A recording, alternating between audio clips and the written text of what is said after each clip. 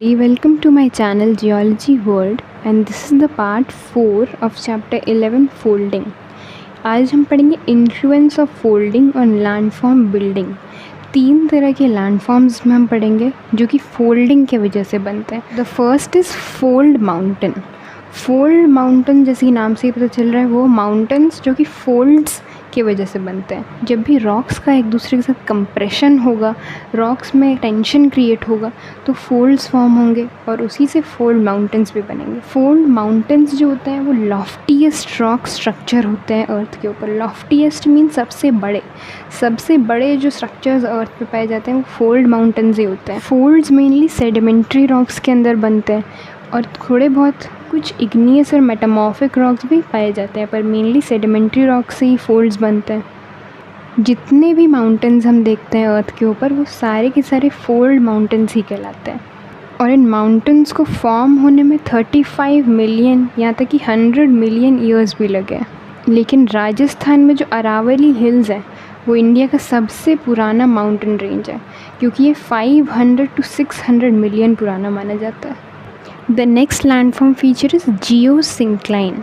Geosyncline हम पहले पढ़ चुके हैं। अर्थ के क्रस्ट में बहुत बड़े बड़े डिप्रेशंस या बहुत बड़े बड़े गड्ढे होते हैं जो कि बहुत 100 किलोमीटर्स तक भी बड़े होते हैं, उन्हें जियोसिंक्लाइन बोलते हैं। और जियोसिंक्लाइंस की वजह से फोल्डिंग भी ऑकर होती है। हमने जो पहले पढ़ा था कि कैसे अंगारा लैंड और गोंडवाना लैंड के बीच में टिथिस सी में एक जियोसिंक्लाइन बन गया था जो कि लेटर ऑन सेडिमेंट से भर के दोनों को स्ट्रेच करके फोल्ड्स क्रिएट करने में हेल्प हुआ था। बट यहाँ पे जियोसिंक्लाइन तब बन रहा है जब माउंटेन्स बनते हैं। जब फोल्ड माउंटेन्स बनते हैं तो उसी के बीच में जियोसिंक्लाइन का भी फॉर्मेशन हो जाता है और वो जो गड्ढा होता है, वो जो जियोसिंक्लाइन ट्रो होता है गड्ढा, वो सेडिमेंट से भर जाता है और फिर वो फ्लोर जो है सेडिमेंट्स की बोझ से सबसाइड हो जाता है, मतलब धंस जाता है और वहाँ पे एक रॉक बेड का फॉर्मेशन हो जाता है, एक बहुत ही लार्ज रॉक बेड का। इसका एक बहुत बड़ा एग्जाम्पल है जो हिमालयाज़ है और डेक्कन प्लेट्यू सेंटर में है और हिमालयाज़ नॉर्थ में।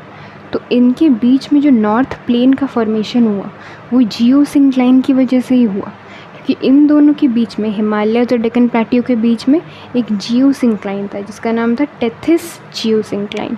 सेडिमेंट्स का एक्यूमुलेशन होना शुरू हो गया इस जियोसिंक्लाइन में और लेटर ऑन वो नॉर्दर्न प्लेन में कन्वर्ट हो गया। Next landform is intermontane plateau. Intermontane का क्या मतलब है? माउंटेन्स के बीच में, इंटर मतलब जो प्लेट्यू माउंटेन्स के बीच में बने उसे इंटरमॉन्टेन प्लेट्यू बोलेंगे।